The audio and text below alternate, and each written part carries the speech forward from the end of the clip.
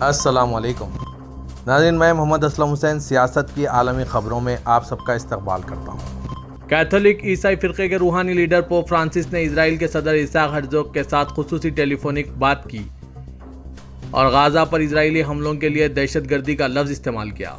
روزنامہ Washington post نے نام کو پوشیدہ رکھتے ہوئے ایک با اختیار اسرائیلی شخصیت کے حوالے سے شائع کردہ خبر میں کہا کہ پوپ فرانسس نے اسرائیل کے صدر کے ساتھ خصوصی ٹیلی فون پر بات کی۔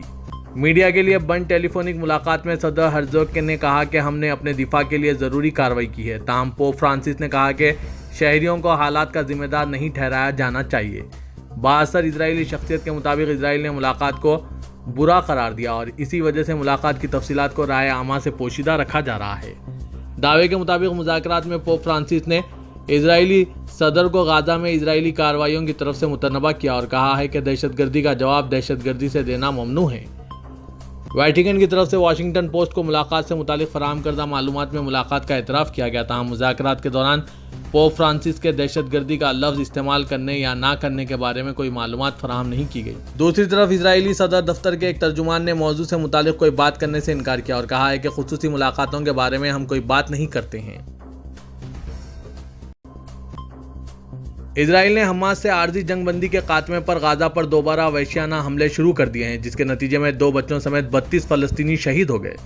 فلسطینی وزارت صحت کے بیان میں کہا گیا ہے کہ جنگ بندی میں توسیع ختم ہوتے ہی اسرائیلی فضائیہ کے طیاروں نے غزہ کا رخ کیا اور دہشت گردانہ طریقے سے وحشیانہ بمباری کی، جس میں اب تک 32 فلسطینی شہید ہو چکے ہیں۔ فلسطینی میڈیا کے مطابق اسرائیلی فورسز کی غزہ کے مغربی علاقے میں بمباری اب بھی جاری ہے۔ اسرائیلی فوج نے غزہ کے شمالی علاقے جبالیہ میں ایک گھر کو نشانہ بنایا۔ غیر ملکی خبر رساں ایجنسی کے مطابق اسرائیل نے حماس پر جنگ بندی معاہدے کی خلاف ورزی کا الزام عائد کرتے ہوئے غزہ پر دوبارہ حملے شروع کرنے کا اعلان کیا۔ حالانکہ یہ صرف الزام ہے، اس میں کوئی سچائی نہیں ہے۔ اسرائیل کی جانب سے دہشت گردانہ حملے شروع کر دیے گئے ہیں۔ حماس کا حوالہ دیتے ہوئے یہ حملے کیے جا رہے ہیں جو سراسر غلط ہے۔ قطر اور مصر کی ثالثی میں 24 نومبر کو اسرائیل اور حماس کے درمیان غزہ میں عارضی جنگ بندی کا معاہدہ ہوا تھا۔ ایک ہفتے کی عارضی جنگ بندی کے دوران حماس نے 100 سے زائد قیدیوں جبکہ اسرائیل نے 240 فلسطینیوں کو رہا کیا تھا۔ اکتوبر 7 سے غزہ پر اسرائیلی حملوں میں اب تک 15,000 سے زائد فلسطینی شہید ہو چکے ہیں۔ امریکہ نے غزہ پر حملوں کے لیے اسرائیل کی مکمل حمایت جاری رکھنے کا اعلان کیا ہے۔ اسرائیل اور فلسطینی تحریک حماس کے درمیان قطر اور مصر کی ثالثی میں غزہ کی پٹی میں جنگ بندی پر بات چیت جاری ہے۔ یہ اطلاع مقامی میڈیا نے ذرائع کے حوالے سے آج جمعے کو دی۔ قبل ازیں اسرائیلی دفاعی افواج نے کہا ہے کہ حماس نے انسانی بنیادوں پر جنگ بندی کی خلاف ورزی کی، جس سے اسرائیل کو دوبارہ لڑائی شروع کرنی پڑی۔ وال اسٹریٹ جرنل نے کہا کہ دونوں فریقوں نے 8ویں دن کے لیے عارضی انسانی توقف بڑھانے پر اتفاق کیا تھا۔ ابھی تک کوئی سرکاری تصدیق نہیں ہوئی۔ جنگ بندی کی تازہ ترین ڈیڈ لائن آج مقامی وقت کے مطابق صبح 7 بجے ختم ہو گئی۔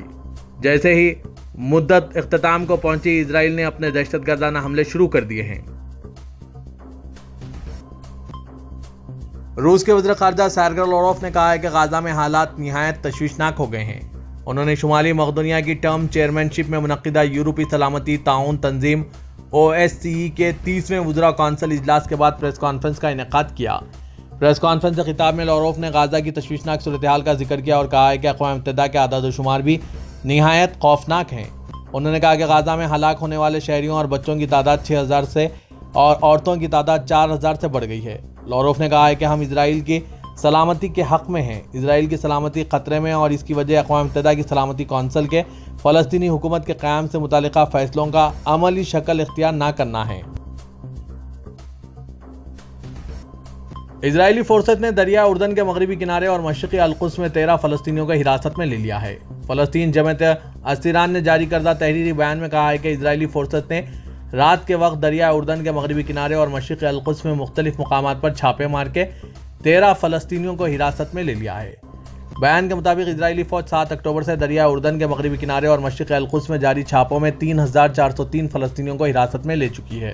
7 اکتوبر سے غزہ پر حملوں کے آغاز سے ہی دریائے اردن کے مغربی کنارے اور مشرقی القدس میں بھی گرفتاریوں میں اضافہ مرکز توجہ بن رہا ہے۔ اسرائیل کی جانب سے اس طرف بھی دہشت گردانہ حملے کیے جا رہے ہیں اور زبردستی فلسطینیوں کو حراست میں لیا جا رہا ہے۔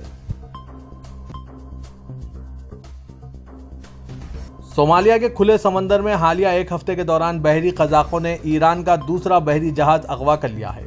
صومالیہ کے صوبے کاندالا کے وزیر اعلیٰ احمد یوسف خورشید نے کہا ہے کہ صوبے پورٹلینڈ میں قزاقوں نے ایرانی پرچم بردار بحری جہاز اغوا کر لیا۔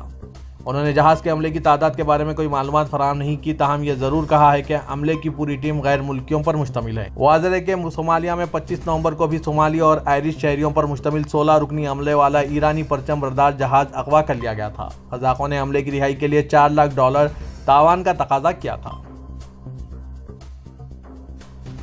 نیٹو کے سیکرٹری جنرل اسٹالنبرگ نے کہا ہے کہ ماضی میں قدرتی گیس کے حصول کے لیے روس پر انحصار کی طرح دور حاضر میں توانائی کی ری سائیکلنگ کے لیے نادر عناصر کی فراہمی کرنے والے چند ایک ممالک پر انحصار سے بچنے کی ضرورت ہے۔ اسٹالنبرگ نے متحدہ عرب امارات کے شہر دبئی میں اقوام متحدہ کے ماحولیاتی تبدیلیوں کی 28ویں فریقین کانفرنس COP28 کے پینل سے خطاب کیا۔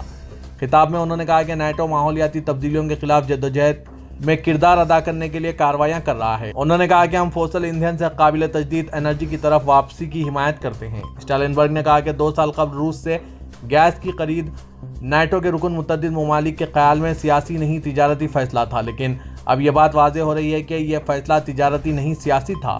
اس وقت یقیناً تمام رہنماؤں کو احساس ہو گیا ہے کہ روسی گیس پر انحصار ایک سیاسی فیصلہ تھا۔ اس فیصلے کا تعلق ہماری سلامتی سے تھا، کیونکہ روس نے یوکرین پر مکمل قبضے کے بعد ہمیں مجبور کرنے کے لیے قدرتی گیس کو بطور ہتھیار استعمال کیا ہے۔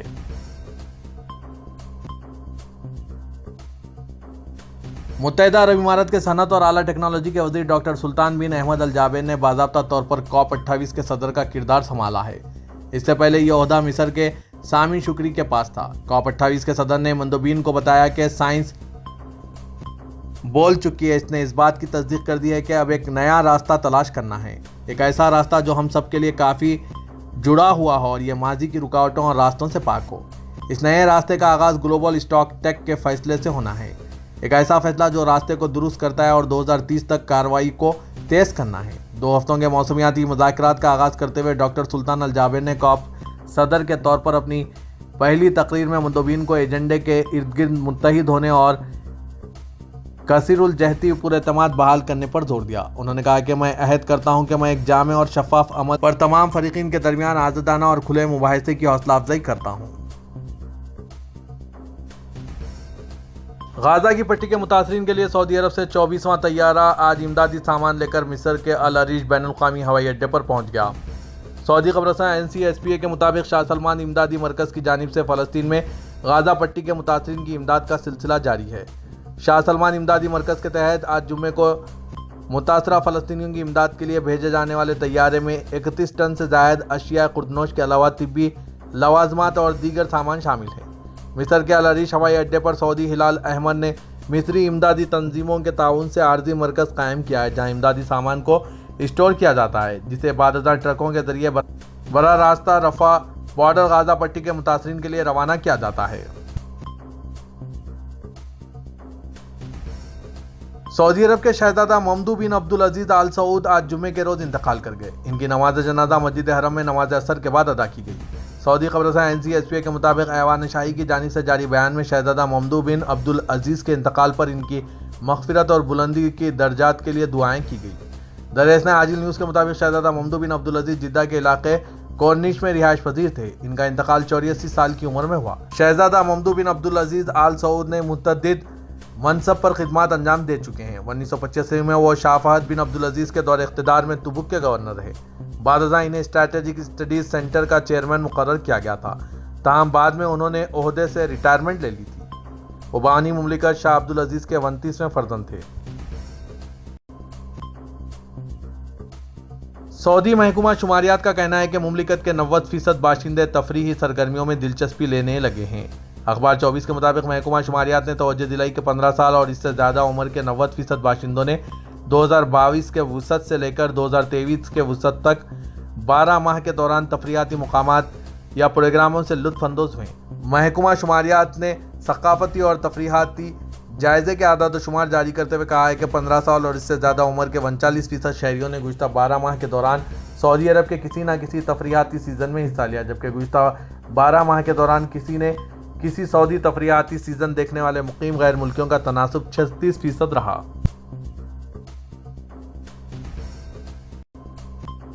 صدر ترکی رجب طیب اردوغان اقوام متحدہ کے ماحولیاتی تبدیلی کے فریم ورک کنونشن کی 28ویں طرفین کانفرنس کے دائرہ کار میں منعقد ہو رہی ورلڈ کلائمیٹ ایکشن سمٹ میں شرکت کے لیے متحدہ عرب امارات پہنچے۔ دبئی انٹرنیشنل ایئرپورٹ پر صدر اردغان کا استقبال متحدہ عرب امارات کے نائب صدر شیخ منصور بن زاید ال نہیان نے کیا۔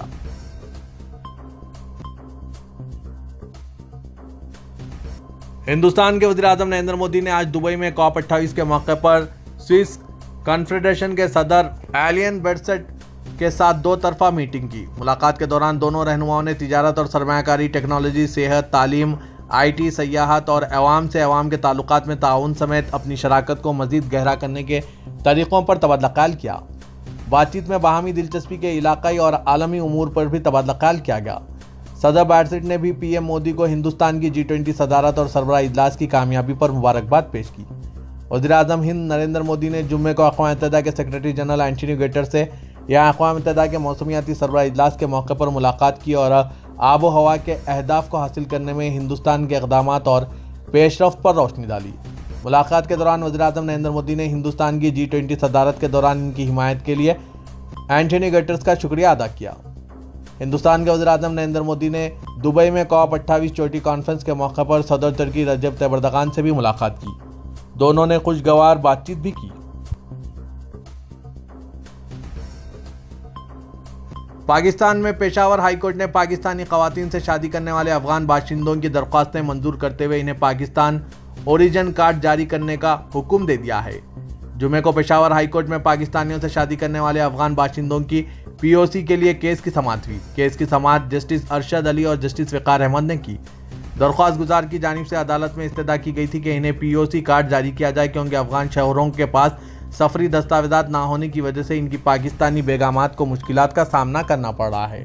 عدالت نے دلائل سننے کے بعد تمام 109 افغان باشندوں کو POC کے لیے اہل قرار دے کر متعلقہ حکام کو قانون کے مطابق پاکستان اوریجن کارڈ بنانے کا حکم دیا۔